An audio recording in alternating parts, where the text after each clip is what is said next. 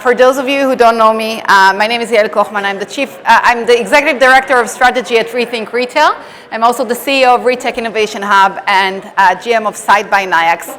And in the past year, I have had the privilege of leading, together with the amazing RETHINK Retail team, AIR. So this is our annual biggest and most exciting event. So we're so happy to see all of you here. And I'm also very happy to see so many familiar faces in the audience from some of our communities. It's amazing to see all of you guys here. As you know, we are having this event for the third year. And each year, I think it's just getting better and better. So today, we're going to talk about AI in retail, but not just AI in retail, but agentic AI. And agentic AI obviously is a pretty new concept, but it's already actively being deployed. And just to get us online, does everyone know what agentic AI is? Yes, okay, great. My definition that I like about agentic AI is that it's about advanced AI systems that autonomously reason, plan, and execute. So, as we said, it's a new concept, but already heavily being deployed. A recent survey by NVIDIA, just released last week, found that 20% of all retailers and CPG companies are already actively deploying AI agents, and 21% are planning to deploy them in the coming year. So we're really talking not about the future, but something that's already happening now. And the same survey found that 89% of respondents said that AI is helping them increase annual revenue, and 95% said that it's helping them cut costs. So if you want to know how agentic AI can impact your bottom line, you should pay very close attention to the speakers that we have here today. And by the way, out of 20 speakers that we have today, 7 are top AI leaders. So, to kick us off, it's my pleasure to invite to the stage not one, but 2 very important people. And first off, Paul Lewis, co-founder of RETHINK Retail. Paul has spent his career helping retailers navigate change from the early days of digital transformation to the current AI shift. And together with Julia Hare, our second co-founder, who's not here today, but for a very good reason, that if you wait patiently, you'll know what it is at the end of today. They are the driving force behind RETHINK Retail and our mission to connect retailers and drive real dialogue and move the retail industry forward. So we're very lucky to have Paul set the tone for us today. Please welcome Paul Lewis. All right. Well, welcome to the AIR Conference and Gala. As I look out across this room, it's so inspiring to see such a powerful mix of both retailers and their technology partners coming together to shape the future of commerce. This conference, AIR is more than a conference. It's a year-long community where we get together both physically and virtually to learn from each other, discuss, and sometimes debate what the future holds. Because the truth is that the industry doesn't move forward in a vacuum. We move forward when we work together with shared curiosity, trust, and aspiration. I think that this is such an important time, and I encourage all of you to get to know each other and to know peers and to join the different communities so we can continue the discussion throughout the year. And speaking of joining the discussion, I'd like to welcome to the stage Marie, who is the new CEO of RETHINK Retail. Hi, everyone. I'm so humbled to be here with all of you for the first time. New to the group, but so excited to join and so humbled to be amongst a room filled with innovators. I've gotten a chance to meet a lot of you over the last few days, and this truly feels like a full circle moment for me because New York is where I started my retail tech career. It's where I fell in love with retail tech. It's where I fell in love with my husband. And and I'm so excited to be here again tonight. Tonight, I'm going to invite you to be present. I'm going to invite you to connect. I'm going to invite you to share your perspective. And most importantly, like we do at Rethink Retail, I'm going to invite you to make new connections. And these connections will follow you all throughout the year across all of the different programming that Rethink Retail offers. And certainly, it'll bring you back next year with new friends to our gala and more partnerships and opportunities. So with that, I would love to invite to the stage our top AI leader, Anne-Claire Banchette. I hope that I'm Banchette. I need to work on my French accent. And Anne-Marie is the Chief AI and Data Officer at Merkle. So just to do an intro of this conference, the fun fact is it's more than 20 years that I'm evolving in AI. And so when I started, it was what was called the winter of AI. So I'm very happy that now we see that it's more the spring. And I would even say with the announcement of the Agentic Commerce Protocol and also the Universal Commerce Protocol, maybe it's even the summer of AI. So summer at the NRF in January for AI, let's celebrate it. And so if we take just a step back about what's really happening, you can consider it as a technology revolution, but I would stand up that it's more a shopper revolution that is happening with agentic commerce. The technology is unlocking what really brings value to the customer and what is going to really bring value to our workforce.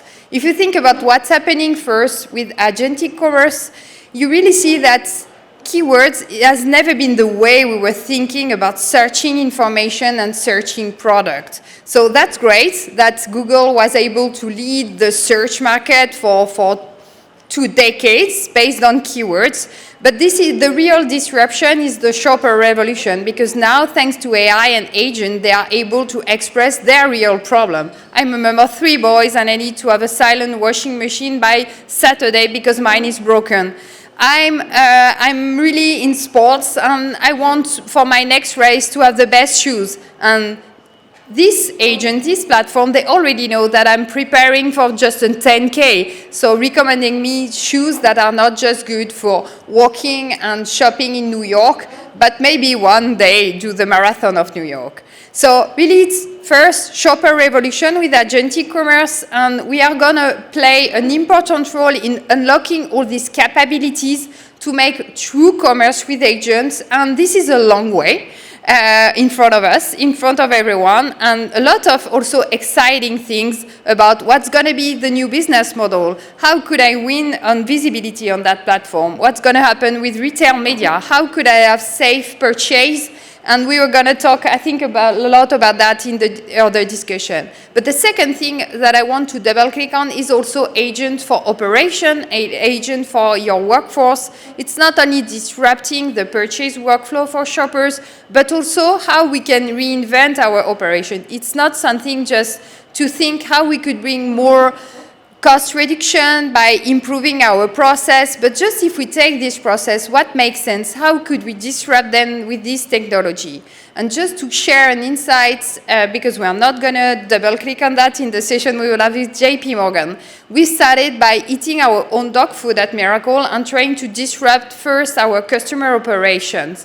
And we were able to reach 30% of efficiency by just building an agent that is based on our documentation and that our customer all around the globe can interact with 24/7. No one wants to read the software documentation, we got it.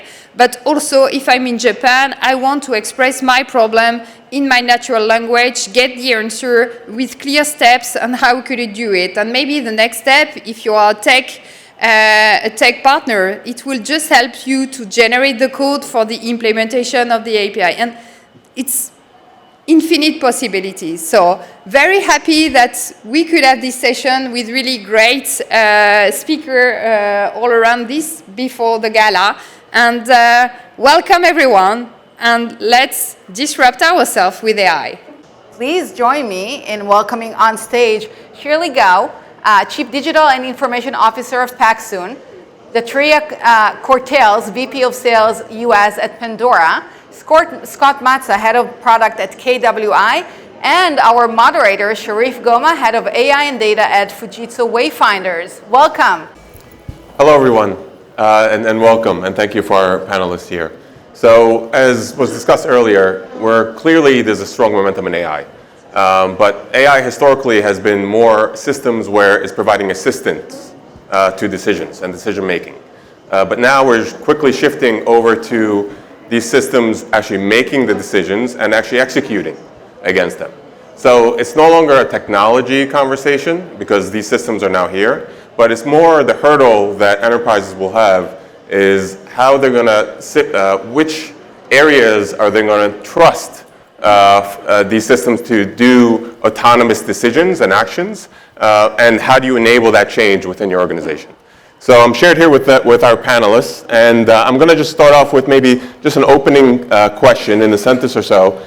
Can you provide just one example where AI has disrupted or changed the workflows within your organization? So maybe Deetria, we'll start with you. Sure, absolutely.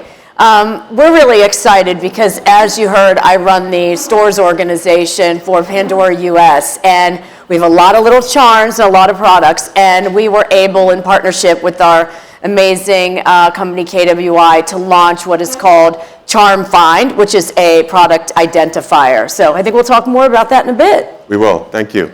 Scott? Yeah, so as Deetria was just saying, I think from a product perspective, we're looking at really providing product recommendations. So whether it's the product that the customer is checking out with or things that they may want to buy, we really want to bring that agentic experience into the power of the associate. And Shirley? Yeah, so my case, so we've been using AI to support the customer service calls. So we've been using that for over longer than a year. We use the AI to enable that chatbot, also respond to customer emails, and now we have enabled the voice. So when customer calls, it's an AI answer first. Very good. So as you can see, different ways of how various retailers are using AI systems. So maybe Deetria, over to you. So I know in our conversations you mentioned, I believe the solution is called Charm Find. Mm-hmm. So maybe can you speak a little bit more about the solution and maybe just to educate the audience, what were employees doing before this solution? Well, that's the embarrassing part, honestly. When you think about old school retail where you go back to the register and maybe you punched in the numbers or maybe you're lucky enough to have a scanner, in the original days with us, we had these very large first binders with barcodes, and then we went into a smaller version that was still quite cumbersome, and it looked really poor from a brand perspective. So you'd walk into our stores and you'd see our associates around the island with all of these books trying to flip through and find everything, and was not a great, as we call them, our fan experience. So we launched in October what is called Charm Find, which basically we have our mobile POS, and the associate is able to take a picture of the charm or the item, and it pops up, it gives multiple options. And not only, and the biggest priority for us is more time with fan engagement. Because if you lose that relationship, you have to walk away, you have to find something, you have to look for this book, you flip through, you get, and also from a training perspective when people are new. So you scan the item, it pops up, we give 5 options, and so that also helps to build the quality of the sale and to add on to that. What surprised you the most when you deploy this and actually employees and customers starting to see these types of things? I think when you have a workforce as large as we do with over 9,000 team members out in our stores, the resistance to change, and at any age, any demographic, it didn't matter. We had some very good, those that also had been with us for quite some time, got very used to the functionality of just scanning these books. And so the adaptation of that, and then going through the process, but they find that we set up the transaction 60%. It's in seconds to be able to scan something, so then they felt more empowered to not leave that customer journey and that relationship with the fan. So a bit of change management initially, but we went right into holiday with it, which was a really amazing task and feat to the entire teams, thank you. And it was quite successful during the holiday season. It saved us a lot of time. And I think you used it in logistics before. We did. So initially it started out as an app that our teams worked together in our logistics center in Columbia, Maryland, where when we returned damages back to the store, so if a charm was slightly damaged, tarnished, whatever, a bracelet's broken, they would get them in bags because not every store is great, right, with sending back their damages. So they'd had this plethora of jewelry and no way to identify it. So we had the app, they scanned the charm, and that's what really the inception was. And because that did so well, then in partnership, we worked to quickly, scale and expand that thanks to KWI again. So that's an important piece, which is really establishing trust first somewhere. So in this particular case, it was kind of back office, logistics areas. And then once you establish that trust, then you can bring the technology over to consumers. So it's an interesting case. Now, Shirley, I believe in our conversations, you mentioned within Paxson, there's a plethora of ideas around using AI. Yeah. Maybe give us your perspective on how do you prioritize in general all these different ideas and where do you go execute? Interesting. So Paxson is a young brand, and we serve our customers who are Gen Z and Gen Alpha. And these are the generations who grew up with technology, and our mission is to meet with them and provide our relevant products to them at wherever they are. So throughout, I think it's been 2 years since ChatGPT came to life in late 2023, right? It's a little more than 2 years. We really have explored a lot. I can think about a couple of examples in addition to what I just mentioned. This week, we launched a AI checkout, instant checkout. So if you try Perplexity, you find a Paxson pair of jeans, and you can click the instant checkout. So that's a breakthrough.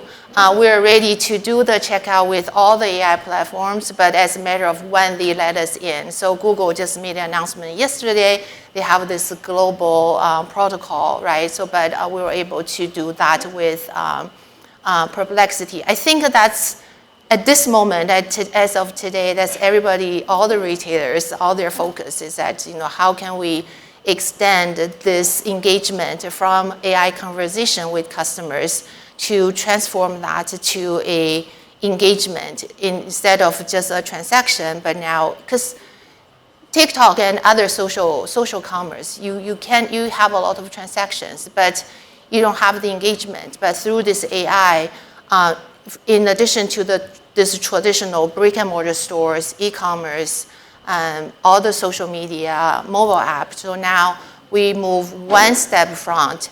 So all the AI platforms become additional channel for us to engage with the customer.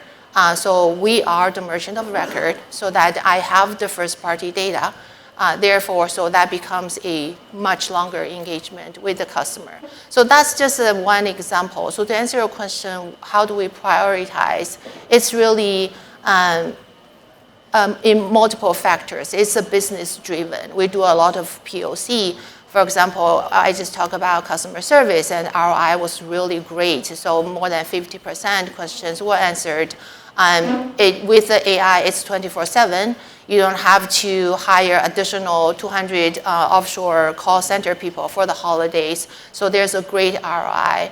Other things such as everybody use that, AI powered item search, item conversation, conversational shopping, and then also utilize AI for product design, editing, tons of things. That's really, the possibility is huge, and it's in every department. So clearly, and I think everybody gravitates towards AI is being used as a productivity tool, driving efficiency out of the system. But some of the examples they gave, it's not just simply productivity, it's also increase of sales, revenue, customer service. It's just overall for the company where you can drive engagement, improve your customer service and ROI. Really, there are places that ROI is quick and high. I think most of the startups are very focused on customer engaging, right? E-commerce.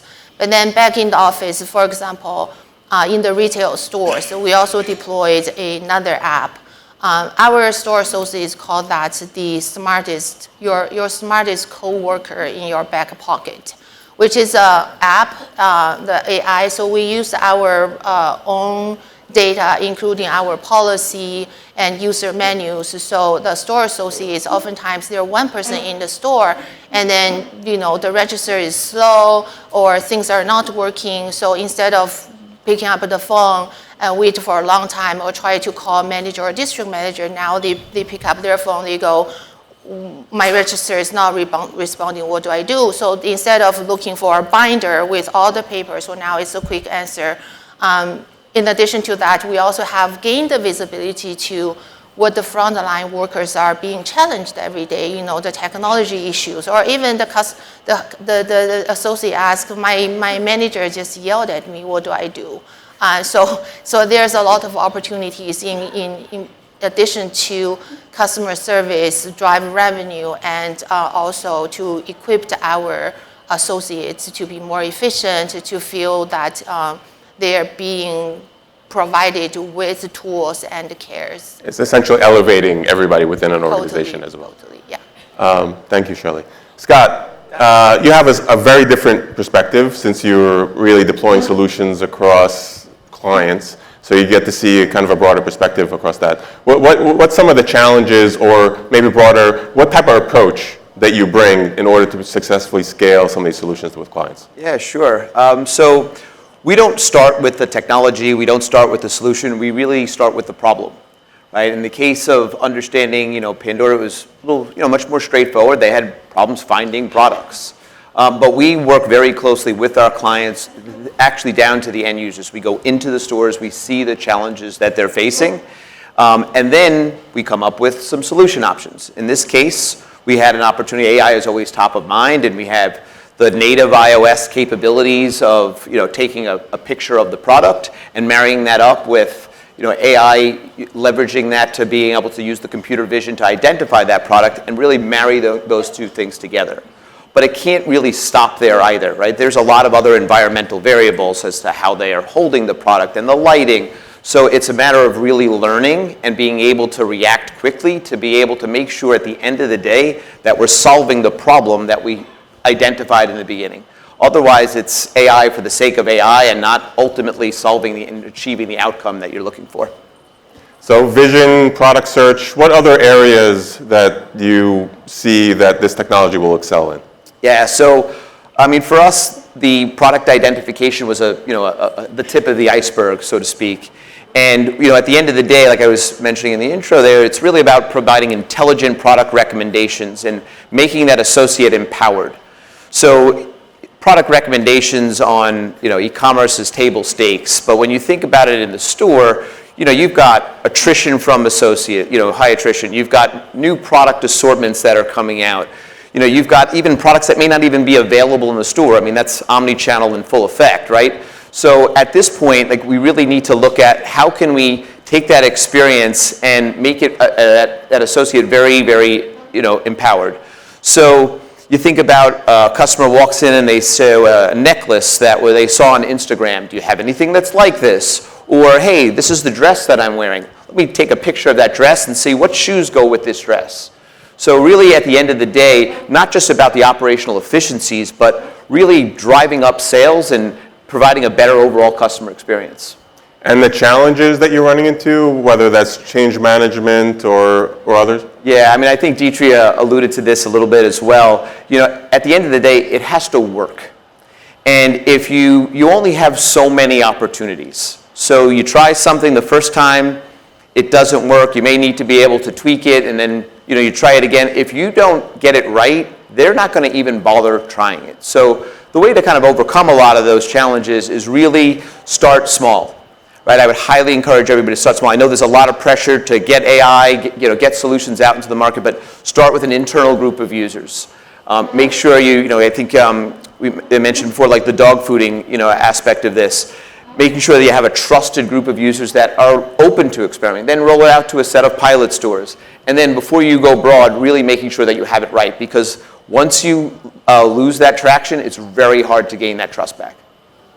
So focus of the conversation so far has been the current state. I'm going to take us now into the future. So 12 to 18 months out, you obviously have seen the technology evolve and how fast it evolved.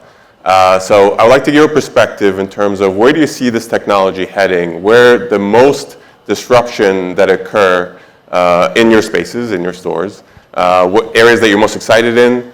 This is a very safe space, so you can be provocative if you want and be very bold, but maybe Deetra, to you first.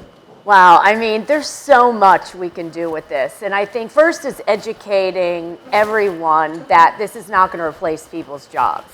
I think that's kind of the biggest buzz that's out there, even with college students and whatnot, that AI in general. I think within our organization, we have similarities in, we have a chat bot on e-com that helps support, obviously, the consumer, the fan shopping experience and doing add-ons and suggestions like you were mentioning. We have one that helps customer service. We launched something called Olivia, which is an interview process that an applicant can process through. It gives them a screening, so it saves the store teams a lot of time with all the applicants, and then you get better quality. They can take it from there. We're using it in our traffic forecasting for our Dayforce Plan Door, which is our scheduling system. So we are scratching the surface. I mean, this product alone with product identifier, CharmFind, I mean, we haven't even scratched the surface with that. I mean, we've been talking about, can we scan a whole bracelet or a whole tray of product? Can we use it for inventory management? I mean, I think the options are unbelievable. To your point, the sales associates, can you coach them through something through their own AI on their mobile POS, right? If it's a fan problem, an employee problem, whatnot. I mean, I think the opportunities are endless. I think anything that we can come up with and think of that helps the engagement of the fan, more time for that to really build the relationship, to build the quality of sale, because we're based on building a story with all of our fans in our product. Efficiencies, and then training, because the amount of brick and mortar is not going away. And I think the amount of people that we need to hire, train, and then retain, this is an amazing tool as well. So to me, the opportunities are endless, and we've only barely scratched the surface. Thank you, Deetra. Shirley? Yeah, I think I'm most excited. There are two areas. One is still the customer engagement, the connection with customers. I don't know how far and how quickly this area will evolve. Nowadays, I only enabled Perplexity. It only takes a few weeks, I guess, hopefully a few days, a few weeks to enable every platform on Gemini, OpenAI. So then what, right? So now on Perplexity, you see that you can create your personal avatar and you can virtual try on. So, AI and technology is gonna go so fast, and we got to get ourselves ready as a merchant, as a brand. If the customers have the needs and have the demand, they want to use it, we got to be there. On the other side is enterprise, and then many CIOs are here. So we're all working very hard to try to figure out how do I apply AI to my processes, right? So, and then I think it's a key point. I totally agree with you. It's more of a co-create, co-develop. There's nobody's success can be quickly reprinted, just bring into your house. So you work with a partner, either small ones or super, super big ones that you work with them to create your enterprise solution. But on the other side, we're applying AI to our current processes and our legacy systems, and there's always a limit, right? So what can we do? Let's think out of the box that if we're starting a new business, what processes within your enterprise that can be completely reinvented on top of AI? That's something that I don't have an answer yet. I look forward to learning from all of you. And Scott? Yeah, so maybe a slightly different direction. The one thing that kind of comes to mind is a lot of the operational processes. So you think about merchandising, for example. You need a lot of data to really make a lot of these decisions, and it's hard for a human to be able to do that. But if you think about all of the various data sources that can be done, everything from social trends and Obviously sales history comes with them making, even potential weather patterns for scheduling. So I think a lot of the decisions that a human would make, I think are going to be heavily informed. I think, it goes back to that trust factor. Until that trust factor, I think it's going to be very hard for anybody to just say, yep, go do this without me seeing it. But I think it's going to be heavily influenced by coupling all of these various data sources that are coming together and really doing something that a person wouldn't be able to do on their own. Makes sense. And so it's a kind of takeaway from the panel here. So overall, agentic solutions are here. It's happening fairly quickly. And it's not just a single system. That's not how I would think about it. It's essentially a series of systems that you will be built on top of each other. So the question becomes that the ones that succeed are not the ones that are moving fast, but are intentional in terms of what areas are they planning on automating.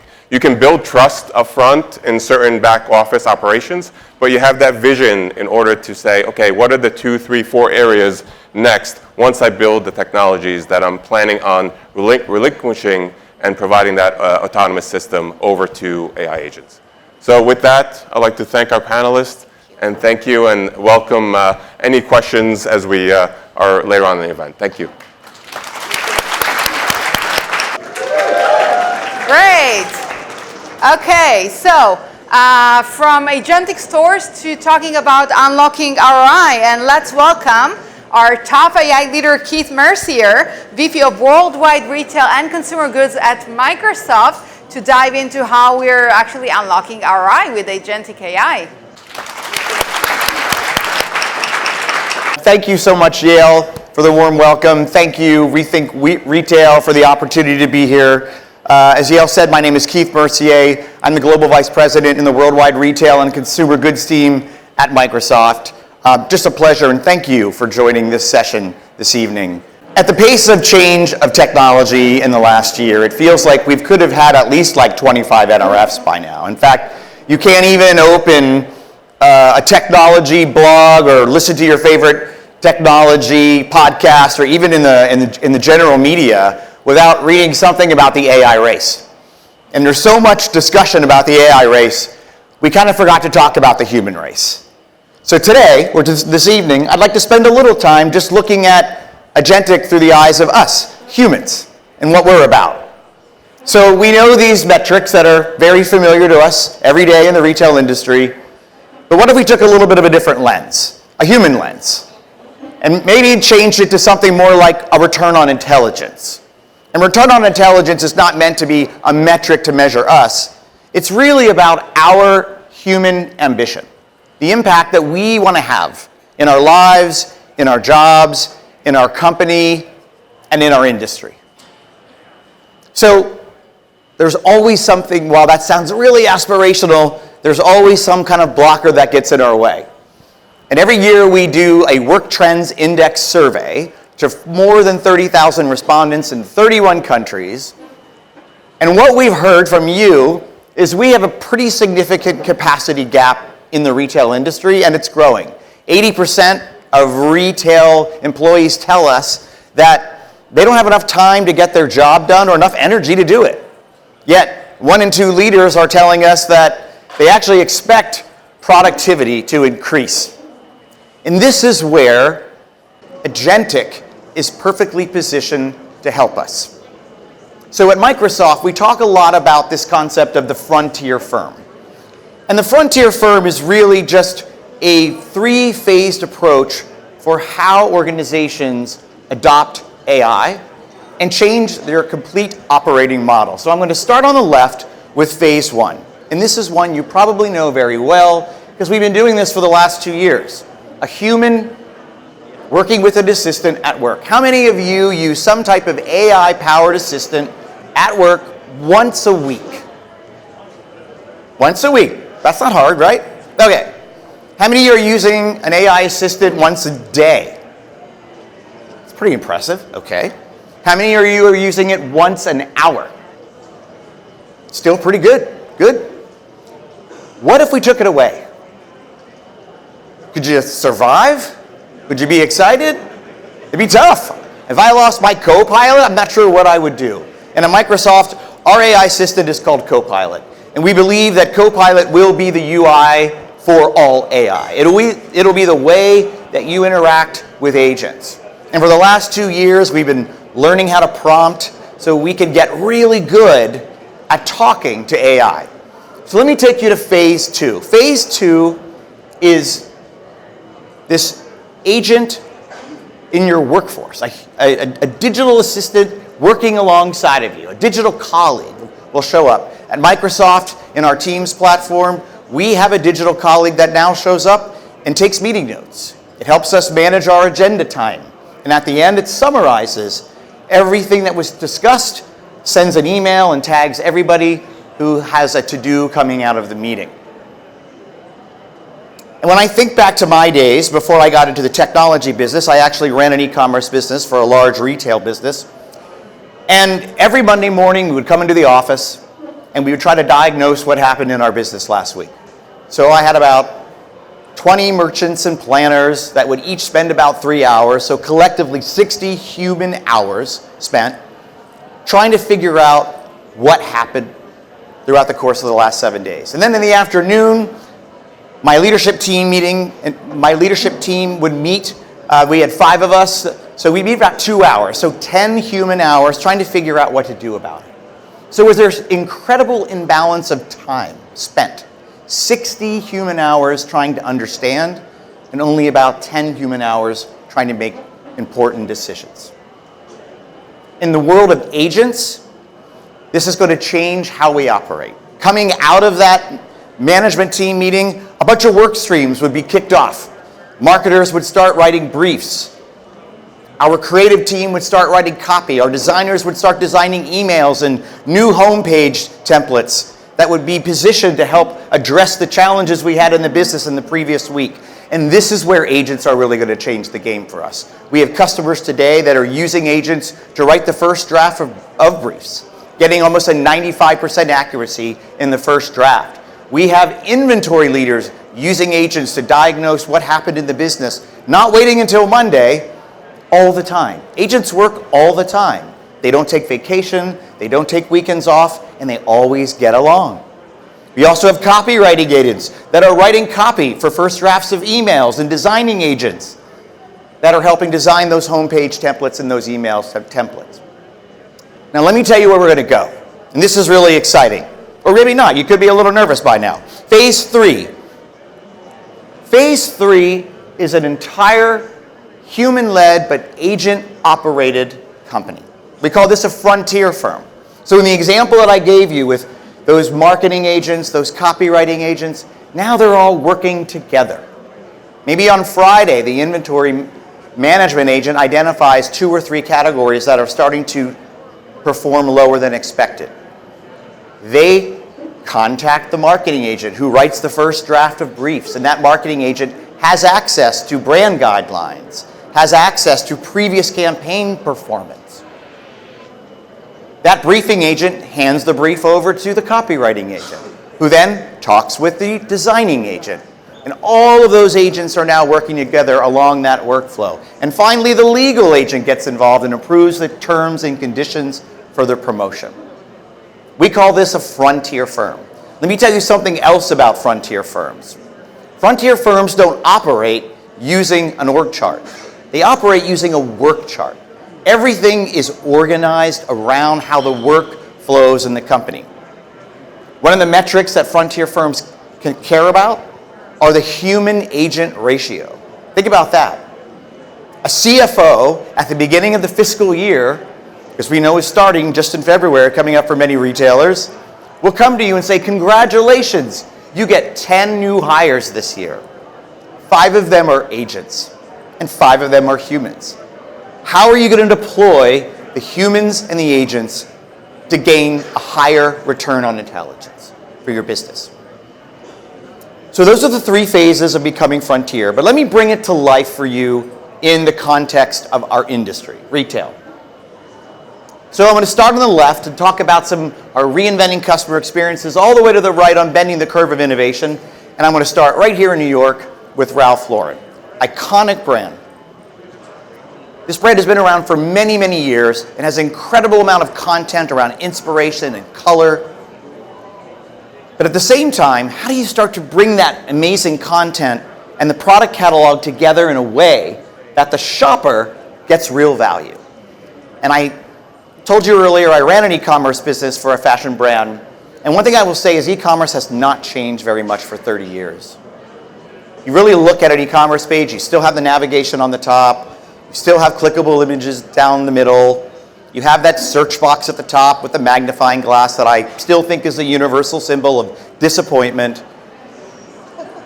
And you're kind of in this data-rich but service-poor environment, and you're kind of left to your own devices. And Ask Ralph is about helping consumers solve problems. And problems that shoppers have in fashion aren't, I'm looking for pants. It's usually, I need an outfit for a wedding in Greece in June. Or I just bought this bow tie and it's not pre-tied. What do I do? Right? These are real shopping issues. So Ask Ralph is completely wrapping the entire content and product catalog around the specific individual customer need. Moving over to the West Coast to another iconic brand, Levi's. Levi's is starting to build that super agent that is connecting agents across the organization from IT into human resources. And they're going to continue to expand that to every single function in the company so their employees can get information faster. Going up to Canada, we'll talk about Canadian Tire. They launched ChatCTC. Say that 3 times fast. ChatCTC is a digital assistant for 3,000 corporate workers that is already saving each employee between 30 and 60 minutes every single day. And lastly, on bending the curve on innovation, I'll take you over to the Netherlands, where Ahold Delhaize's brand, Albert Heijn, is trying to solve a really big problem in the grocery business, which is food waste. Food waste happens 2 places, mostly in the value chain, in the store and in our homes. In the store, they're doing demand forecasting powered by agents to deliver product at the right time to reduce spoilage. At home, how many times have you stood in front of the refrigerator with the door open thinking, what the heck am I going to make for dinner tonight, right? They're allowing their customers to use their mobile app to take pictures of items in the refrigerator and run it against their recipe database to suggest multiple recipes you could make that night. And if you have gaps in your recipe, they'll be happy to put them in your cart and deliver them to your home. So those are just a few customer stories I wanted to share with you. And we'll go ahead and kind of get to wrap this up. So your call to action is embrace AI in your flow of work. Whatever role you have in your company, start thinking about those processes where you could deploy an agent to increase your own personal return on intelligence. AI needs really good data. Think about the data you have and where it lies, and enrich that data with additional data so all those agents can leverage that to make smarter decisions for you. And lastly, where I started was, this is about human ambition. This isn't about just tech. We as humans need to have an ambition. And then we run our AI assistants like Copilot on top of that. And we communicate with those agents to help us increase our return on intelligence. So I will leave you with this. Next steps, there's a couple QR codes that you could scan here. And before I thank you, we have one last little gift for you. Somewhere under one of your chairs is a golden ticket. All of a sudden, I feel like Oprah Winfrey up here. It's not a free trip, but we are also a gaming company, and there might be a golden ticket to an Xbox, courtesy of Microsoft, under your chair. If you have that golden ticket, please hold it high. You must be present to win. I hope there is a golden ticket, because we might be going to jail if there's not a golden ticket under a chair. Anyone found a golden ticket? Did we put the golden ticket under the chair? No. We have a golden ticket. All right. Congratulations, and thank you all very much. Have a great evening. With that, and by the way, on the next panel, we have not one but 2 top AI leaders. And let's welcome our speakers, Manav Gulati, Head of Digital Engineering at Tapestry, Nicholas Kroger, Chief Digital Transformation Officer at Manor AG. We have Doug Telmadej, CEO of Gradial, Malte Ubal, CTO of Vercel, and our wonderful moderator, Jenna Fleigman-Posner, founder and CEO of Chief Digital Agency.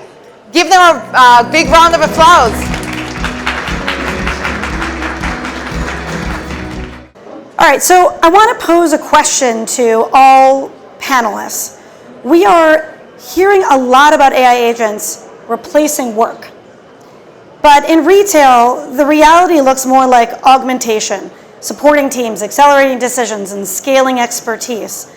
I'd love to start by really grounding this in some reality for this group.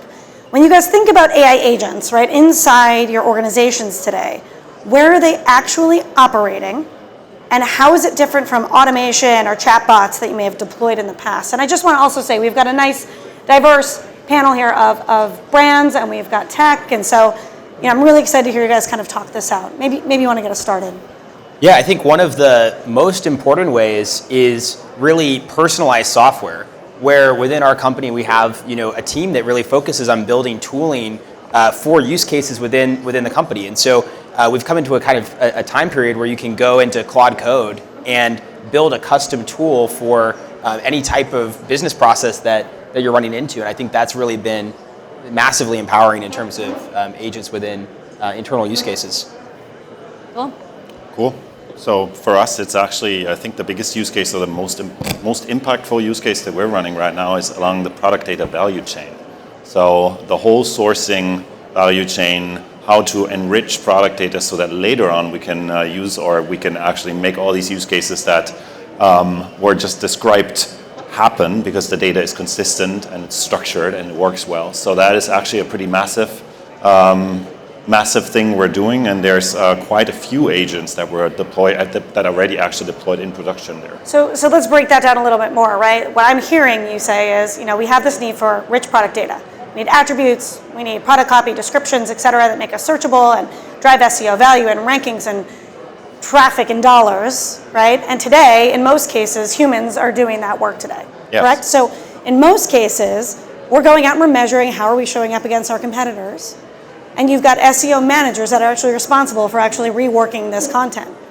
But the reality, right, is that by the time they actually do the analysis, make the change and publish the change, I guarantee you can go back and you can probably see a change in the rankings already, right? It's like you're already behind by the time we actually make a change. So I'm curious, are you measuring this at all? Are you seeing what are these efficiencies really doing for you in the bottom line?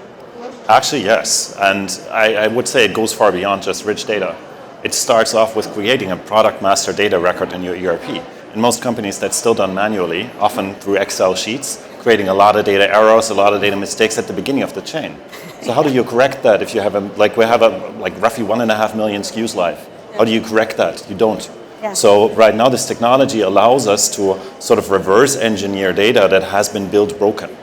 And that is super powerful, because if we have, in one of the cases, we have basically an efficiency gain that is almost not measurable, because a person would take 10 to 15 minutes. Yeah. The agentic setup that we've built costs us less than 1 cent per product. So yes, we do measure the bottom line, and the bottom line effect is there. High fives. What are you doing, Malte? Where are you seeing efficiencies? Yeah, I mean, we've already transformed our entire business, so I'm only going to give you the broad categories. Yeah. We already heard about coding. Yeah. You probably bought Cursor, Claude Code, Copilot. Nothing you knew before December with Opus 4.5 is true. It's now twice as good, 3 times as good. If you haven't upgraded, you have to upgrade. And you have to have new expectations for your SIs, for your engineers. They have to be faster. If they're not faster, I don't know what they're doing. So that's on the coding side. We're obviously doing a lot of software, and it's going faster. Every time in our business where we have a ticket system, we still have the human there, but now when they get the ticket to work on, the work's already done. And in the ideal case, they just say, yeah, it's gone, good, next, right? And that's transformative. 80% of our support requests are answered this way. Then we have an agent that does access to our data warehouse. access via Slack. Everyone in the company can ask questions, and it's completely transformative. You can ask whatever you want, and people do. Give us an example. Okay, recent example. Which Fortune 500 CTO does have a Vercel hobby account? Would you imagine a salesperson find that because of an interesting data, right? Like, Yes. and sure you could have answered that question before, but like, which data team would have like done that custom work, Yeah. right? Very cool. And the last thing is, we have an agent that's part of the Vercel product, which gets paged when there's something wrong with your application. So instead of me getting woken up in the middle of the night and it's like, no, yeah, APAC marketing team ran a campaign, expected traffic increase is totally normal. The agent can go in, it's like, no, this all looks great. Nobody has to be woken up at 2 a.m. I fucking love that. That's Sorry. Cool. That's amazing. I have similar take, but slightly different coming from the brand side, right? So we have been deploying automation across multiple areas, right? So, but what Agentic has done for us is it has eliminated some things, but also augmented in other areas, right? So we treat them as small minions right there. You use them based on how you want to use them. And that's the analogy that I give when I'm explaining it to the folks on my team. There is an L1 support, right? Like someone's out there just trying to look for websites up, features up, not this and that. But then they're also creating ticketing in the system, trying to figure things out. Why does someone need to do that? Like it's so old school. So we have been deploying agents over there who are looking through the data, are able to take real-time decisioning, and are able to evaluate and fix things. But then there are aspects where, hey, the inventory, we truly need someone to be able to help and understand the context while the agent might not have everything. So there are aspects where it has transformed, the other ones is more augmented. So it goes hand in hand depending on the case-by-case basis. Cool. Amazing. So let's dig in with each of you and get some kind of company-specific details here. Doug, I want to talk to you first. Gradial sits at the intersection of content, personalization, and activation. Where are you seeing AI agents most effectively augment marketing teams today?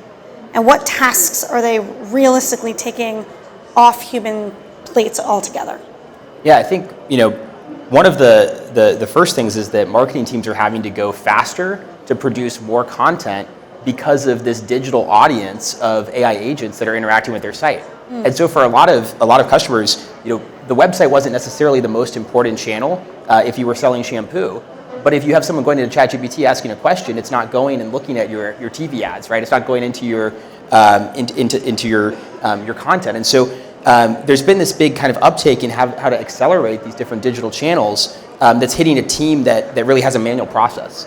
And so for a lot of our customers, the ability to take something that was done with a Jira ticket that was going into an Excel spreadsheet attachment task, and basically a manual process to get content into their website, into their DAM, we've been able to basically bring agents to that process and automate that all the way end to end, from the intake all the way to going and updating the website. So what are they doing instead?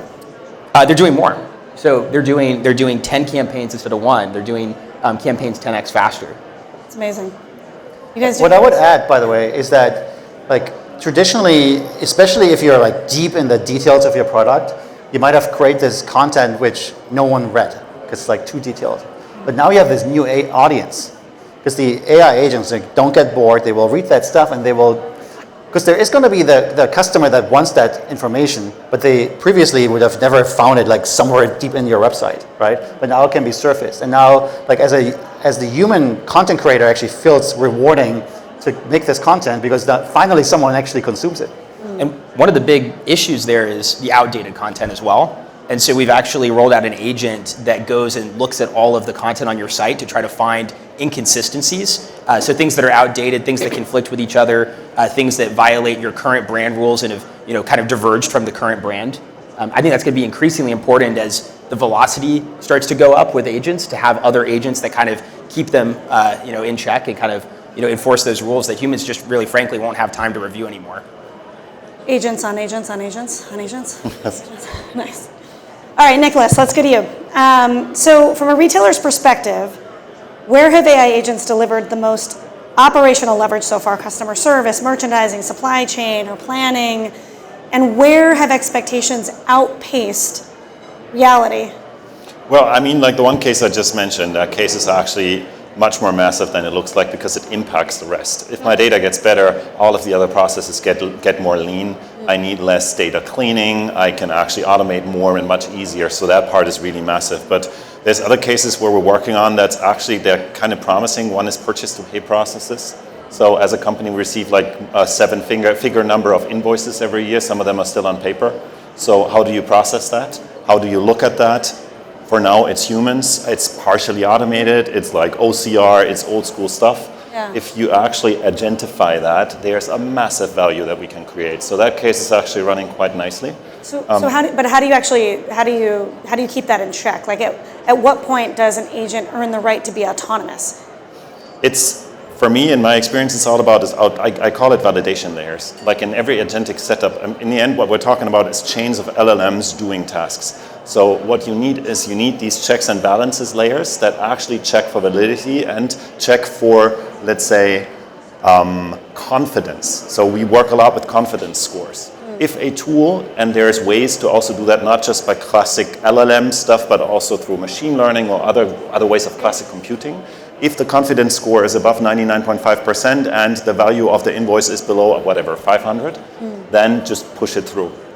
If there is a confidence score lower, or if the invoice value is higher, have a human look at it and validate it, and then make the system learn from that. So I think it's about how you set these architectural elements up, how you understand how these chains work together. So not just think there's an agent, I push a button and then it's working for me. You have to understand how this technology is actually put together, how the clockwork works. And once you understand that, there's a lot of things you can already do and already fully automate through it. You mean you test and learn just like humans? Weird. Yeah. That's crazy. I mean, something that we have been doing, right? We are evaluating use case by use case. Just because we have agents does not mean we have to deploy them everywhere, right? So we understand those use cases. We identify low risk, medium risk, high risk use case, right? Low risk, you can deploy those autonomous, agents. But then in high risk, where I do know that my brand would be impacted, my customers would be impacted, there is a certain level of confidence that we do need before they are out there. At Tapestry, we are not there just yet. I don't know about the others, but I'm pretty sure that's what the common trend is.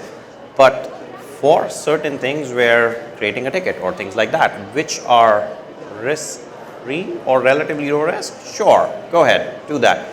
I personally feel there is value and a lot of efficiency that you all can gain by getting those low-risk items out there and have fun with that. I think even for the high-risk applications, if you have a step where there's the human approval and you're queuing up, like to your point, having the ticket that's already had the first draft completed by the time you open it up. And so we think a lot about like what tools does an AI agent have that are human in the loop, that require the approval, and what tools are ones that it can run on its own. And so in Gradial, when it's updating a website, when you actually hit publish, that's always a tool that's going to be an approved step. But if you're just reading and looking at content and there's no risk, then it's something that you can actually do fully autonomously. And I think that paradigm works, across a lot of different high-risk activities. 100%. I do want to just double click on what you said, because I think it's very, very important. You heard the person from Microsoft talk about frontier companies, blah, blah, blah. Like, there's so much efficiency to be gained in processes that are very, very simple in your companies. You don't have to think that far, right? There's so much low-hanging fruit, and it's actually being too ambitious is not helpful. And you don't have to be, because there's easy stuff. And 2026 is still the year of the easy stuff in AI, and you can do the other stuff next year when the AI will also be much better, and then it will be easier to do the hard stuff. Yeah, and let me give you an anecdote on that, because I couldn't agree more. There's most of the processes that you can automate easily through these technologies are pretty simple, but they're still done by human. They're repetitive, they're redundant, you don't need them anymore. But what's happening right now in the C-suite, a C-suite colleague of mine comes to me and say, yeah, I've heard of these legal agents. Let's employ a legal agent and we don't need legal counsel anymore. And I said, maybe you want to revisit that idea, and maybe you don't want to go into that risk, because that is an area where hallucination is very costly.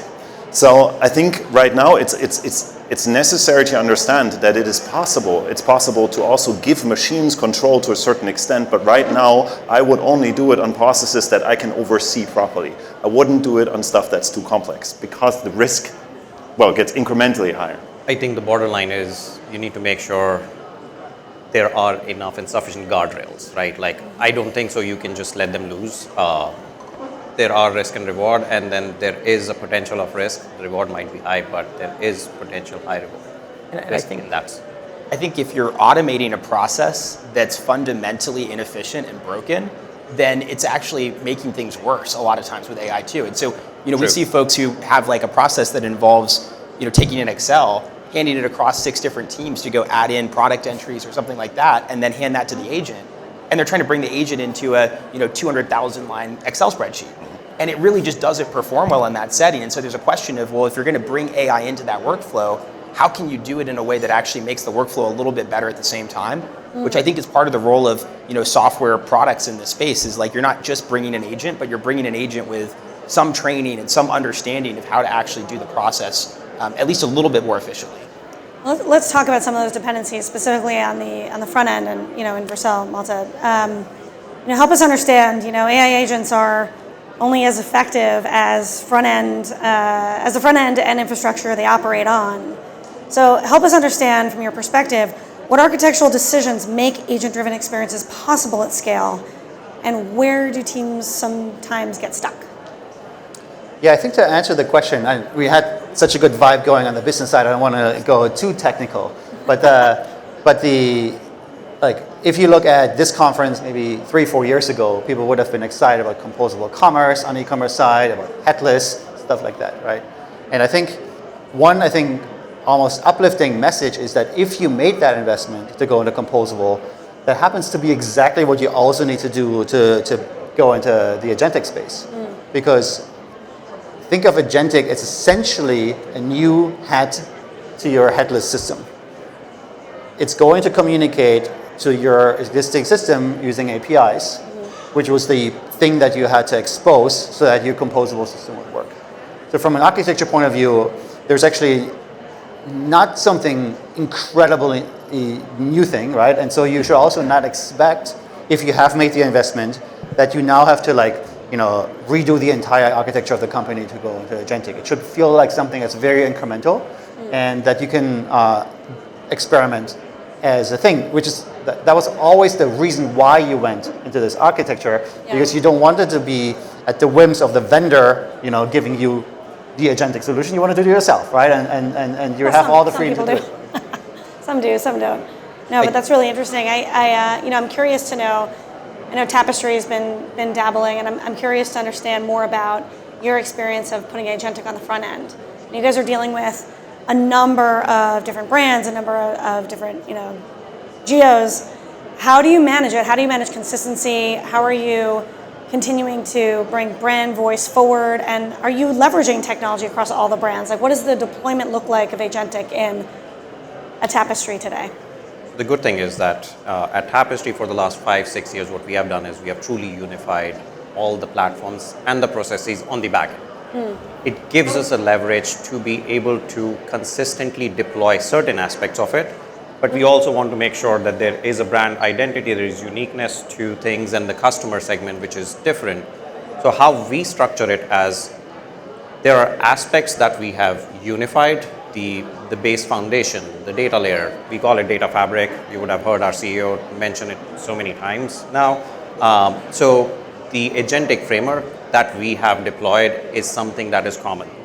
You can use it not just in North America, but it also supports our both brands in different geographies. The data fabric is common and consistent because of the way we have architectured it. The governance and security also is something that we were able to keep it at that central level. However, we felt that to make sure that our brands have the identity and the uniqueness, we were able to segregate the actual customer data, customer preference, product segment, content, and kept that in more contextual. So when we are feeding context to these agents in the same framework, the results and outcome are more unique and brand specific. So we were able to, and it would vary based on different brands and businesses. Some would be much more closer versus how things are. Both the brands that we have are women's handbags. That's their thing. We were able to keep certain aspects of even handbags consistent, and it is the same context, but the sentiments of like a Coach bag and a Kate Spade bag were more from a gifting and more from a luxury, accessible luxury. Those are the contexts that we provide at runtime so that the agents are able to then make those educated decisions based on that information. That's how we have been able to be successful rolling it out, not just through two brands, but also in different geographies. So, to discuss how to win the agentic commerce race, I'm happy to invite again Anne Claire from Miracle, together with Prashant Sharma, Executive Director of Biometric Payments and Agentic Commerce at JP Morgan Payments. And they're gonna come on stage for a fireside chat moderated by Amelia Van Kemp, Head of Agentic Commerce at Miracle. So we have two experts here today who are gonna help us learn a little bit more.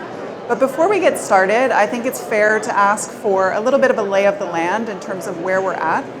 So first and foremost, where are we at with agentic commerce and what's missing? And Anne-Claire, I'll ask you first.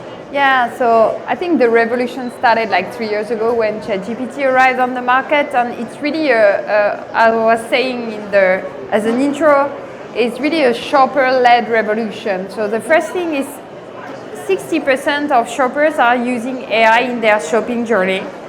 The second thing is the traffic is growing tremendously fast because now Perplexity, ChatGPT are capturing 1.5 billion of visits, and in the meantime, Google is remaining stable with 3 trillion. So 3 billion, sorry. So that's really, I think, things that are showing that it's going very fast. And behind the scene, I think the biggest challenge for retailers is the fact that now shoppers are using more intent-led search rather than keywords. And I think the big gap and the big problem we are seeing is how could I improve my product data to be sure I'm matching this new intent-led era of shopping with agents.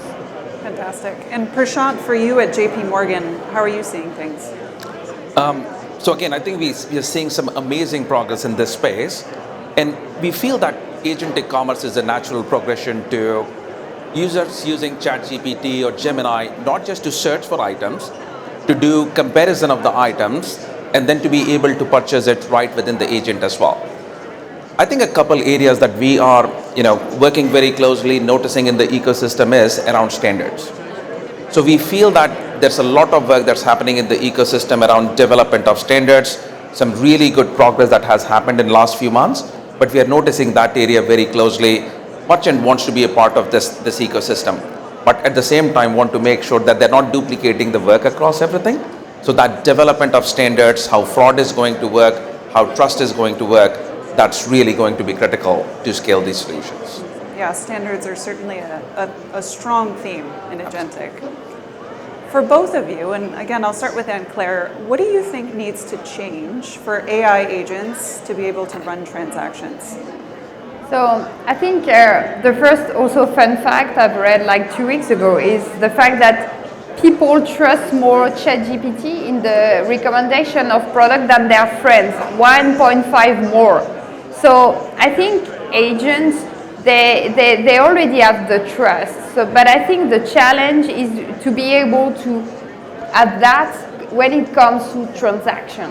So I think the first thing is they really need reliable information before being able to transact. Because if you're unable to sell a product, but you don't have the right price, because agents are just trapping your website because they are missing promotions.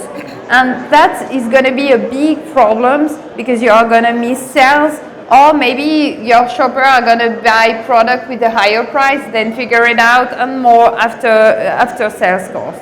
So when it comes really to transaction, I think it's really important to be put before the foundation and then after scale with transaction. And maybe in a way to go really be very pragmatic, try first to optimize your data, try more the feed with one of the big players, then learn and then scale and diversify to the other LLM. As Shirley was explaining from Paxson, she started by Perplexity because she had the opportunity to do so, and then after how she could diversify to other players. Yeah, so certainly a crawl, walk, run scenario. Prashant, what about for you? How do you see things?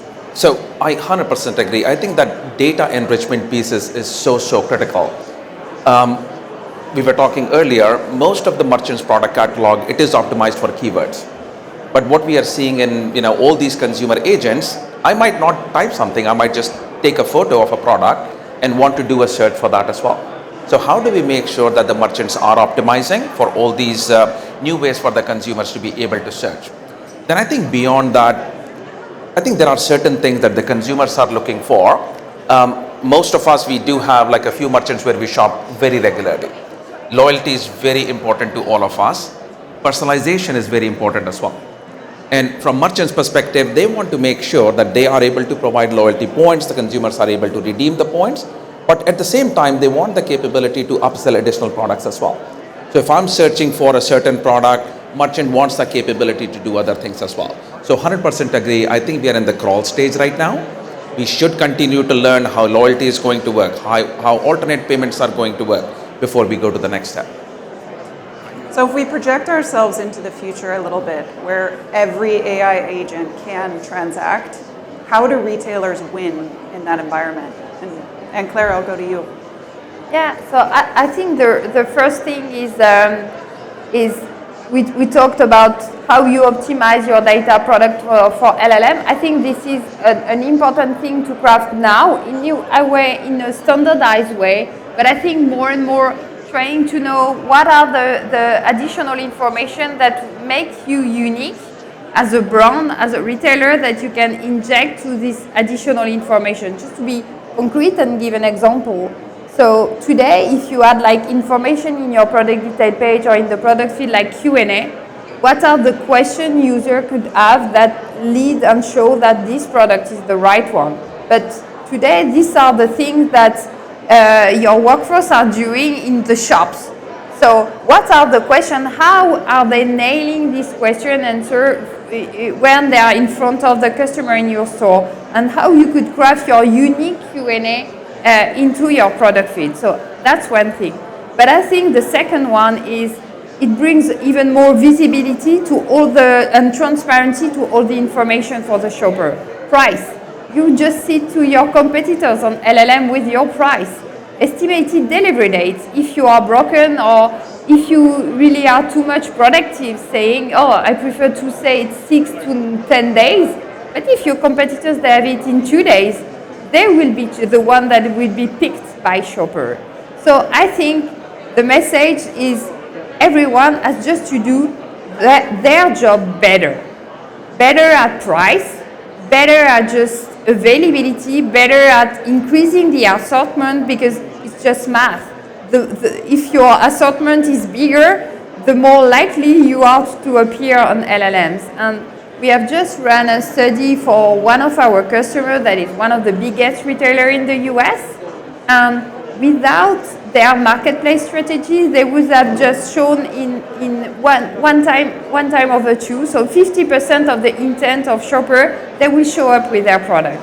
Because they crafted and leveraged marketplace to be sure never have out of stock on their 1P product, to have also better price, but also to increase their assortment, they are now able to show up in 75% of the intentions for users. So they are increasing their mention rate. So that's the new, I would say, metric to optimize for in this era of shopping agents.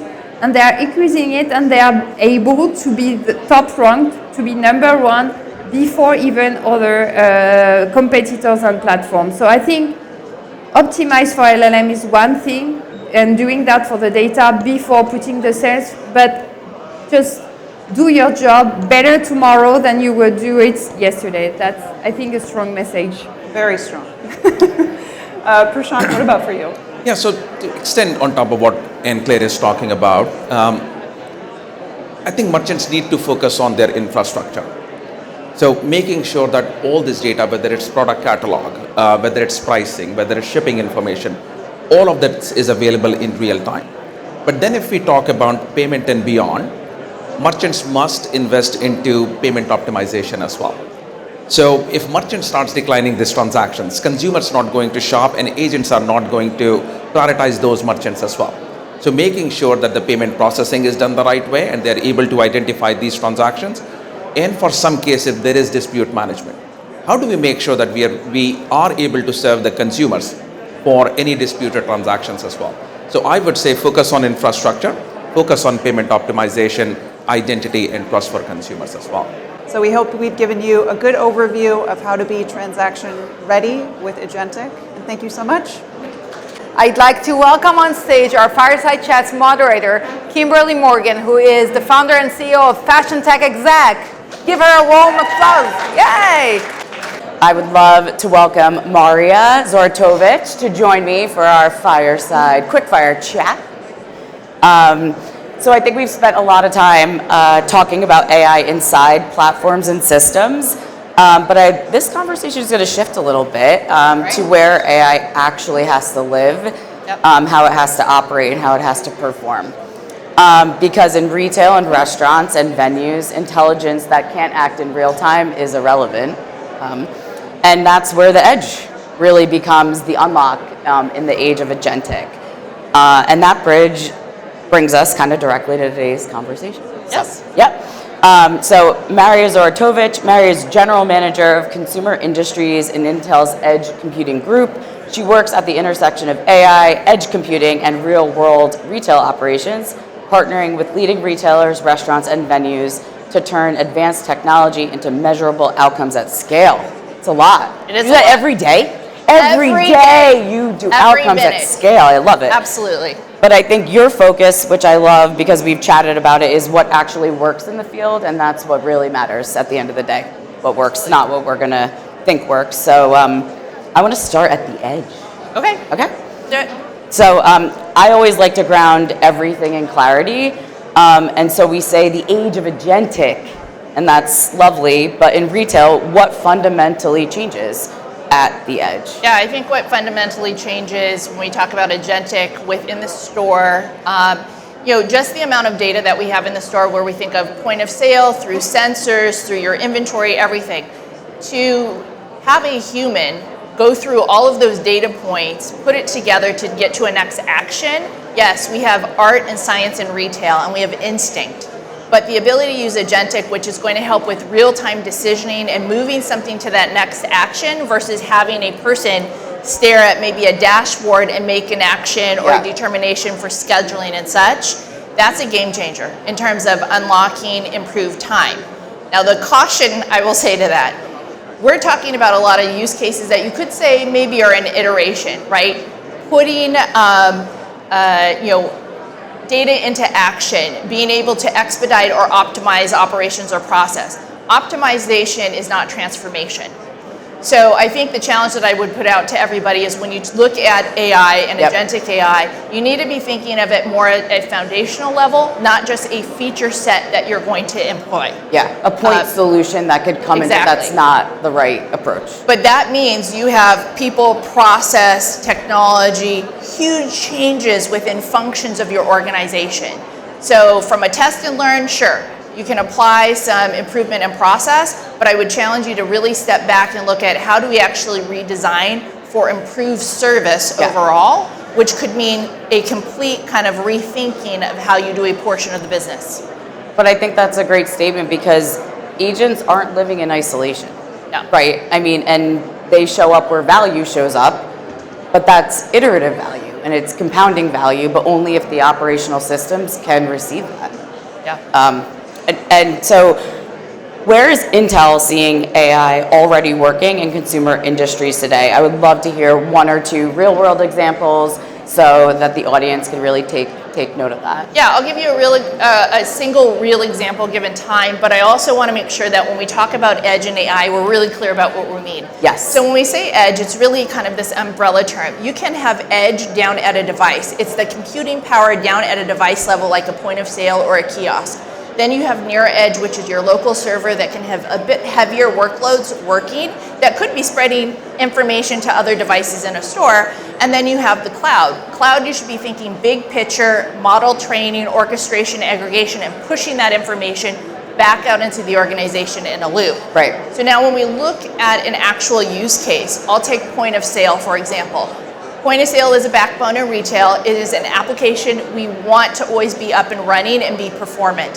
So when we look at self-checkout and adding AI, camera, inferencing, other data points to help speed up that transaction, that means we have to be able to go into that system, look at scanning barcode, adding promo, adding loyalty, all the things we do today, plus adding in additional AI workloads, which would be object detection, product classification, all of those other workflows in a legacy system. Yes. And then we look at, can that system today run at second speed, what we would expect, on the compute that it has? And if it can't, we have to add more compute. So for us at Intel, we're always looking at those applications. What can we possibly do on that current product application, stretching it as far as we can with the AI that's going to come down in workloads?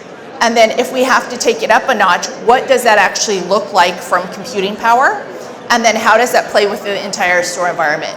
Because I think it's not what's possible to achieve, it's do you have the power and bandwidth to execute it? And that conversation, having that right alongside what we're trying to execute, is so necessary. Well, and especially with retailers that have legacy footprints, it is not realistic to rip and replace everything. So we have to think about it in modularity, iterative in terms of improving and make modernization.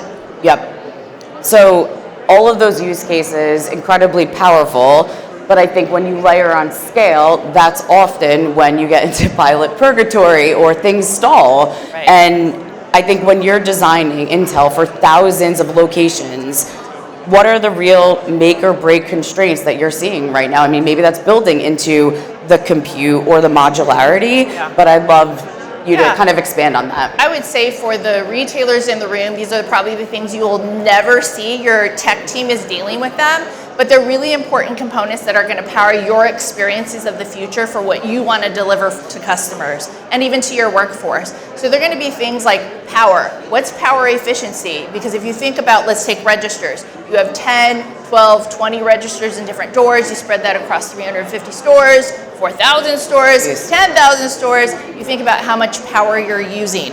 Modularity has come up. How do we actually switch out components of a register, like just maybe the compute module or different peripherals, because maybe there's something new that's come along where you need to add a camera and some other pieces, but instead of rip and replace the entire thing, you just need to remove that component and be able to upgrade from there. Manageability, this is a big one. Now that you have all those devices out there, how do you actually manage them when you actually don't have feet on the ground? Right. How can you do that remotely, restart the device, know where it's at, add security, new applications on top? So these are the things we think about for like total cost of ownership. Right. How much does it take to own something like that, particularly as we want it to have a lifetime, right? Yeah. Sometimes 5, 10, 15 years, maybe we stretch some of those devices further, but especially when we add those new workloads or AI use cases to provide better service, we're trying to think about that foundation of the device to stretch it as far as we can. Right, and I think the compartmentalization to scale, I think is a really great point that you shared. So I think as we round out, because it was lightning fast fireside chat, which I love. If you could give operators one, so we talked about, pilot purgatory, but I think agent ready in 2026.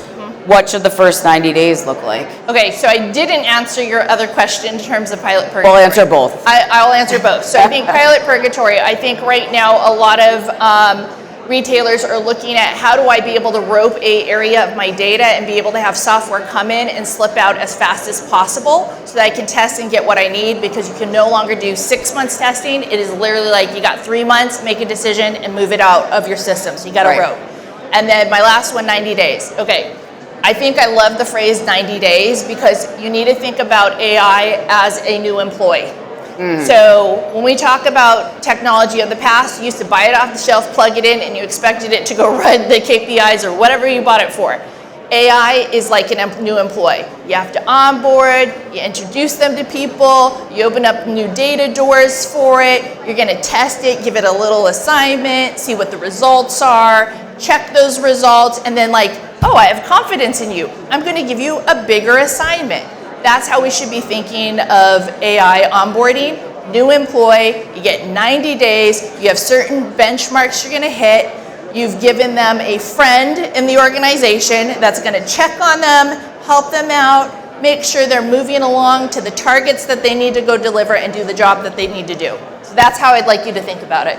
I think that's an incredibly refreshing but necessary way to think about how an agent, a robot teammate that we will be managing and are managing today, can be held to the levels of success that will drive ROI. So thank you. Thank you. We wrapped. Thank you, everyone. So I'm excited to welcome Sanjeev. Sanjeev is the EVP and Chief Technology Officer at Manhattan Associates, where he leads the technology vision behind some of the most mission-critical execution systems in retail, which span supply chain, inventory, fulfillment, and store operations.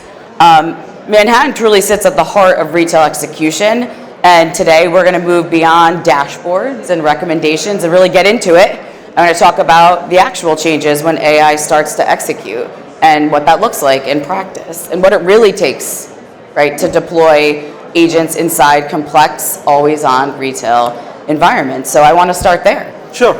So let me kind of just start with defining agents itself. Please, I know yes. Everybody has a definition of an agent and agentic, so I'll kind of throw my hat in the ring. I would love to hear your hat. So when I think about agents, right, think about something you gave an objective. You have an objective, you want to do something. Now, a good agent, what I call runs and orchestrates a think, see, do loop. Yep. It thinks about that objective, it observes data, and then it takes actions. And it doesn't orchestrate a loop till it actually achieves the outcome, right? That's what a true agent really to me is, right? So now when you think about execution systems, right, the thinking part comes from the LLMs. We all will have it, access to it. Google will build it, Meta will build it, everybody else. None of us are building it. So we will get that from there. It will be a commodity in some sense. Yes. The C part, people are taking different approaches for the C part. People are building data lakes. People are trying to get their data together so that AI can see the data, an agent can see the data so they can kind of think around it. The execution systems which you talk about, where the difference kind of comes in, what you really have to do, the hard part is the do part. Yeah. That has to happen in the execution systems. Yep. If you want to create a purchase order, you want to cancel something, you want to refund something, that has to happen in the execution system. So the do part comes from execution systems. So what kind of really happens in execution systems really is creating that, what I call API, and somebody else referred to as composable commerce, right? Is you need that infrastructure where you have these APIs, which can do, and from our perspective, we do both the see and do part through these APIs. So you put together a framework which can orchestrate agents, you get the LLMs from the thinking part, and you create an API infrastructure which can do the see and do part, right? So that if you can manage this loop, you got a good agent framework, you got a good agent ecosystem running. Then you can execute on it. Yes. But data, I think that's, I mean, you talked about that too, the data that needs to be normalized through. I think, that, I think, distinction that moves from analytics to alerts to actual execution, that framework is so critical. And I think that distinction between assistive but then execution, that directly ties to where the value shows up. And I think Manhattan, you've spoken a lot about agentic capabilities and specific agents. Again, going back to these real world examples, one or two use cases that you'd point to today where the outcomes are already measurable. Sure. So I'll take chatbots as an example, right? It started 4, 5, 7 years back. We all hated it, right? Why is this exit out? I would never want to deal with a chatbot at all. Now I'm like, where's my chatbot? And when you think about that world, that was mostly built on a natural language processing and sort of a very hard-coded workflow. Customer says, where's my order? You figure out, you find information, you present the information. Do you have stock for this item? Sure, right? Where I think if you think about agent, and I'll go back to my think, see, do loop and use that example here, right? So imagine a customer asks you a question or to a chatbot, do you have stock for the shirt I ordered last month in large?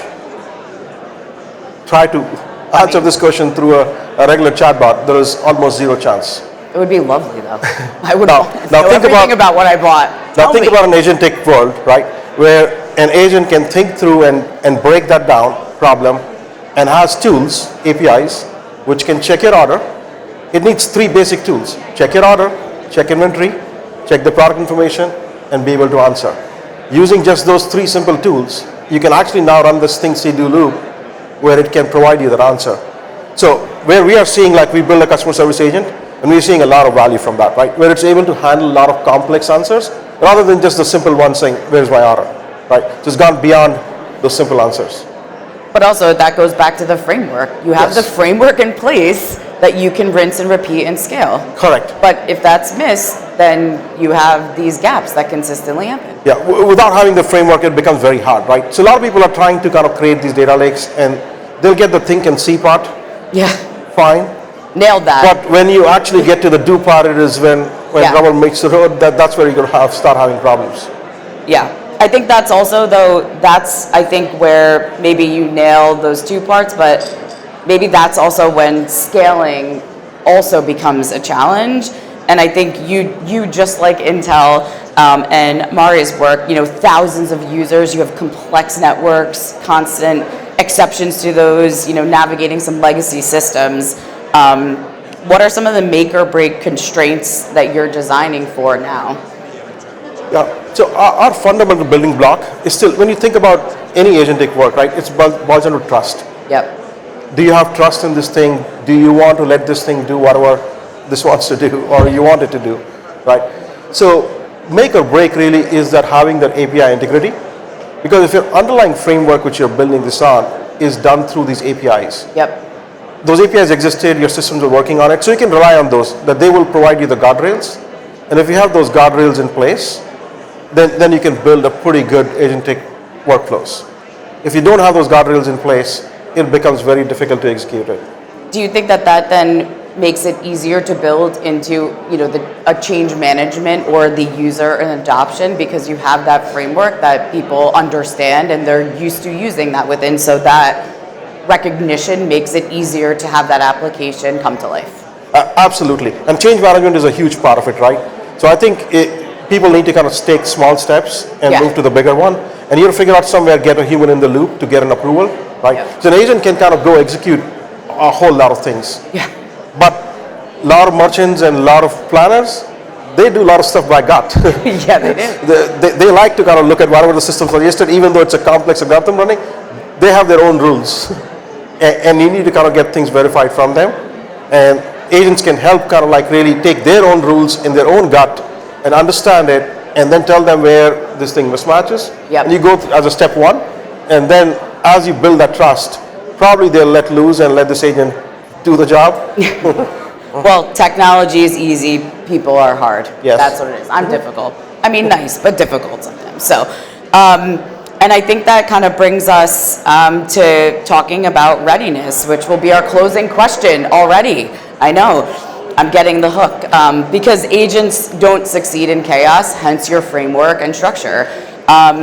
So I asked Maria the same question. If a retailer wants to be agent ready in 2026, what should the first 90 days look like? What do they instrument, standardize, or prove first so that they can actually drive value and value safely?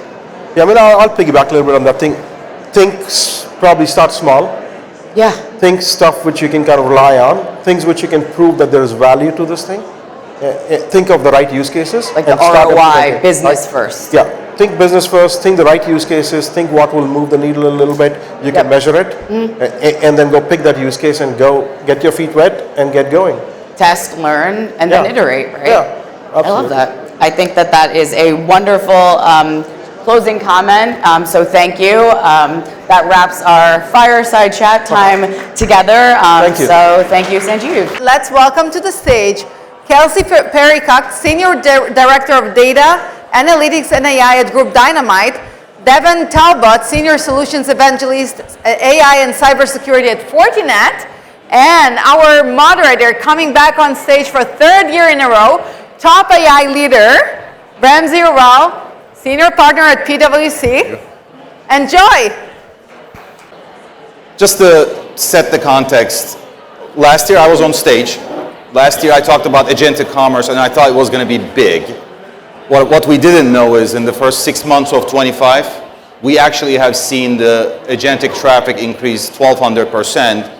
Then from July onward in 25, it was the monitoring time. Every 2 to 3 months, the traffic at least doubled.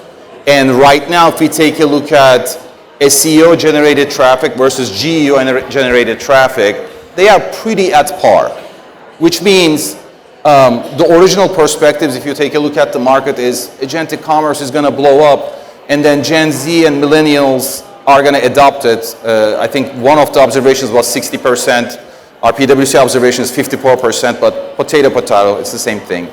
But we talked about the shift in generational wealth and how it's going to actually pick up pace. Well, yeah, we don't have that much time. It seems like it already picked up pace. So now is the time to talk about that. So maybe we start with quick introductions. Group Dynamite. So I have 2 daughters, big fan, part of our routine, Soul Garage brand. So maybe do quick introductions with Fortinet and Group Dynamite. Awesome. Hi, everyone. I'm Kelsey Parachek. I'm the Senior Director of Data Analytics and Artificial Intelligence at Group Dynamite. Group Dynamite is a fashion retailer for women, both with the brands of Garage and Dynamite. And I'm from Montreal, so having a great time in New York so far. Hey guys, so I'm Devin Talbot. I'm a Senior Solutions Evangelist for Cybersecurity and AI with Fortinet, a global leader in cybersecurity and firewalls and network security. Another good news, we only have 5 questions, so we should be able to use the time wisely for 12 minutes, right? Let's start. Kelsey, how is it different?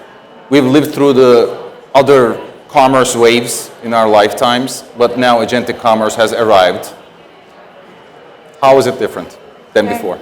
Well, the previous waves of artificial intelligence, we were really focused on personalization with e-commerce. When I think personalization, I think of recommender systems.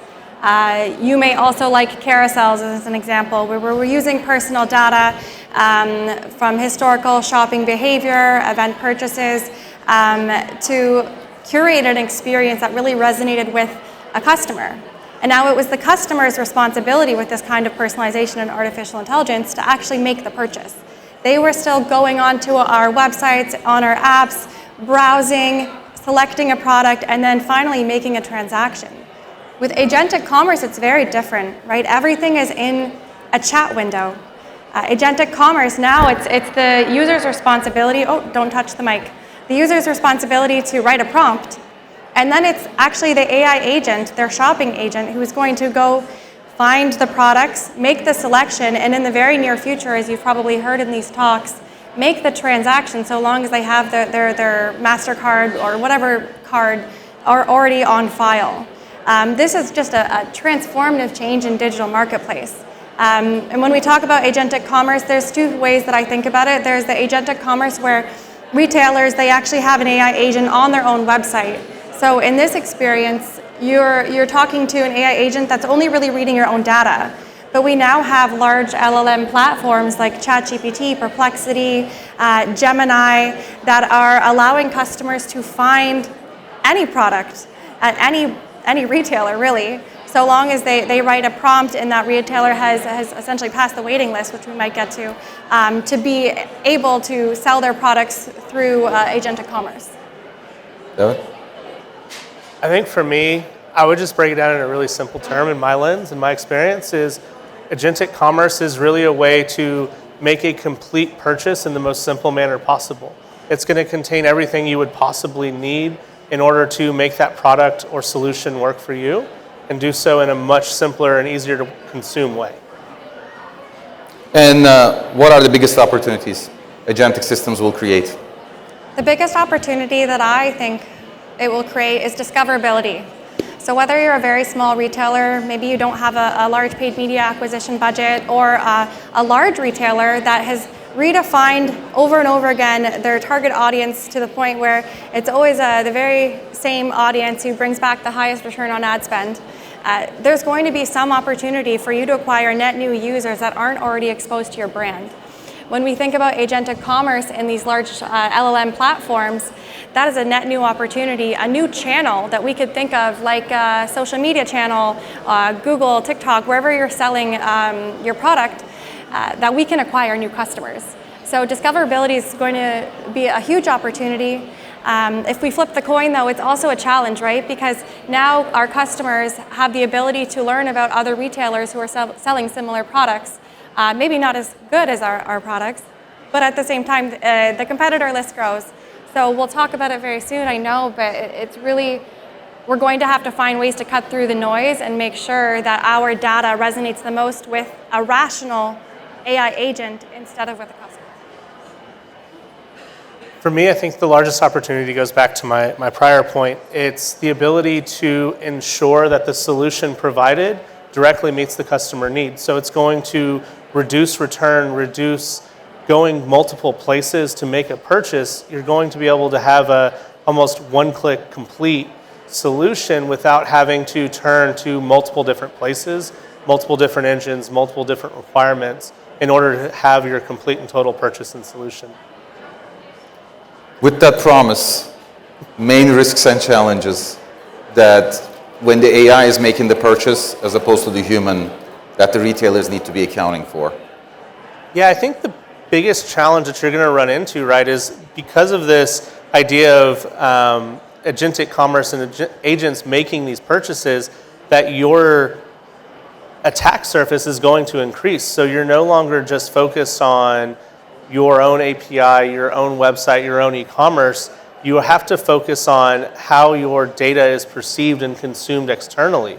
So now I have to not only protect myself from incoming potential threats of, almost akin to what we used to call DDoS attacks, right? Where I'm just crafting repeated calls in order to take the service down, to now I'm going to have to worry about data leakage. Am I going to accidentally expose internal proprietary information inside of this agentic commerce?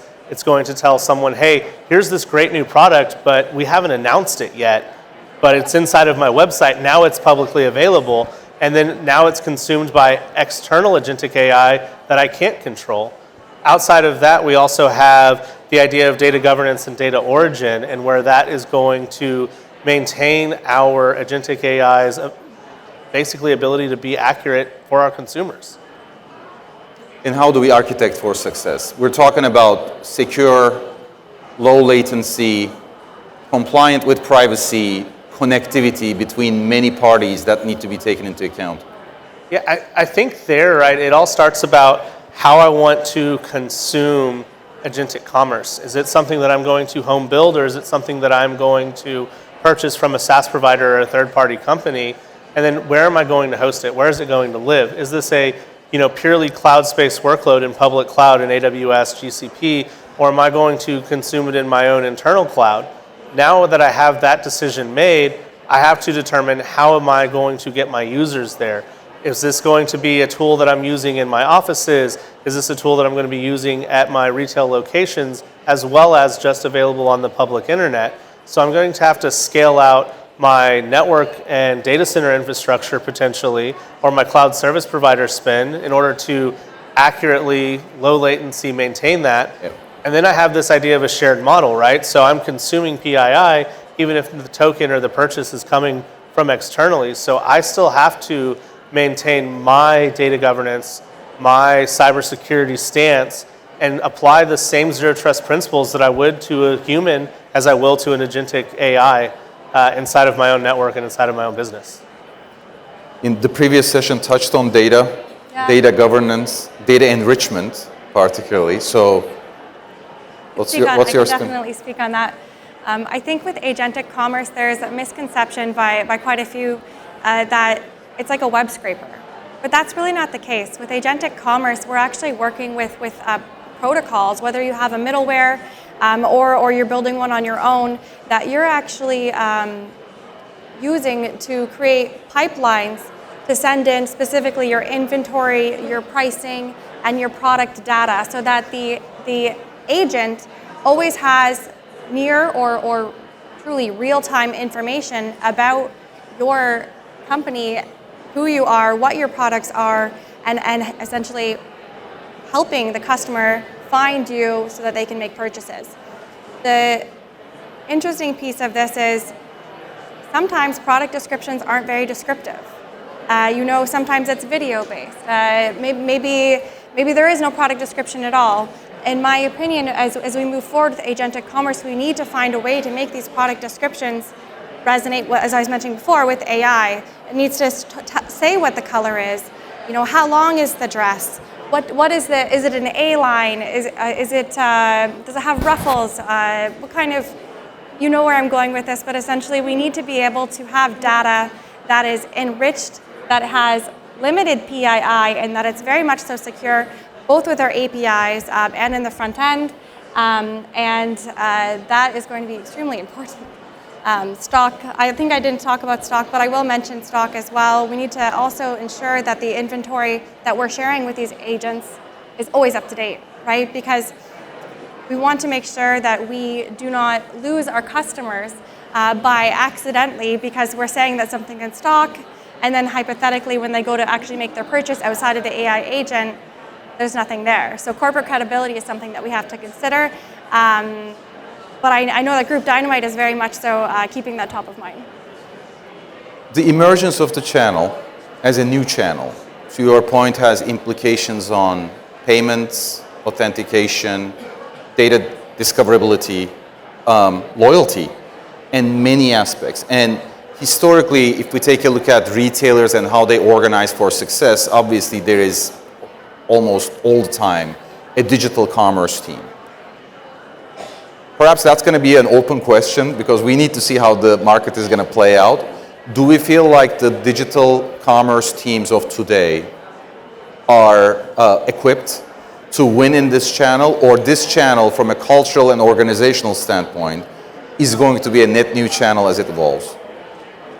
So my belief is that agentic commerce is very much so going to be a net new channel. I think that we should treat this channel in our attribution models as a completely new way to acquire and also retain customers. So as we start to scale and we start to work with these various LLM platforms, understanding how we change our product descriptions, what is the impact on our acquisition and our retention on each one of these platforms? Because the companies that will succeed are the companies that always have an eye on this channel and optimize, A/B test, iterate, pivot. AI is changing so fast, and in order for us to keep on top of it, but also not just succeed, but excel, we need to make sure that we are attributing our sales to the right channel. And I believe that agentic commerce is going to be a big channel. A few panels ago, a few folks were mentioning that there's just such a large demographic of people who are using LLMs just for everyday search. It's not a leap to believe that adoption of agentic commerce will be equally as fast and people will be equally as open to actually start making purchases this way. And so we need to be as open as marketing teams, as digital teams, to start to consider that this is a big player in our attribution picture. I agree with that. I think it is going to be a completely new channel for the organization as a whole, and I think it has to be treated from that front because it does introduce, again, a new threat surface, a new attack surface and threat vector into the organization. You can't approach agentic commerce and agentic AI with the same mindset as you would with normal e-commerce. So you have to treat it as a new channel organizationally so you can bring in the appropriate talent, the appropriate governance, the appropriate procedures and playbooks in order to appropriately secure this new threat vector. Final question. Where do we feel like the investments are going to go in the next 12 months? What foundational capabilities? I think the initial upfront investment, right, is going to have to be either in an agent or in some form of, purchased agent or homegrown, and in the direct data infrastructure and security surrounding it to bring those same zero trust models forward. I think you would be remiss to bring the agent into your network and into your business without bringing the security with it. Elsa, anything to add? Yeah, I mean, security, absolutely. And I mean, at Group Dynamite, we're really focused on the entire back-end architecture. In order to scale agentic commerce along with the other channels that we have, we need to make sure that we understand the full picture. And so over the next few months, that's really what's important to us. How are we working with our inventory management systems? How are we maintaining our pricing structure? And how is all of this information accurately going to be feeding to agentic commerce, as well as all of the other channels where we're selling our clothing in real time with the same messaging, the same branding. So just making sure that our back-end infrastructure is robust, it is secure, and it is ready for the AI movement. Thank you. Before we wrap up, I really want to thank again our sponsors, Miracle, JP Morgan, Microsoft, PwC, Vercel, KWI, Fujitsu, Wayfinders, Gradial, Fortinet, Intel, Manhattan Associates, IBM, and Snowflake. And last but not least, I really want to thank the amazing Rethink Retail team. I've already heard so much great feedback from you guys today. So this is all thanks to them. So everyone from Mike and Shachar and Nina and Kat and Marie and Paul and Mudid and Adam and Fritz and, you know, the list goes on, but everyone did an amazing job here today.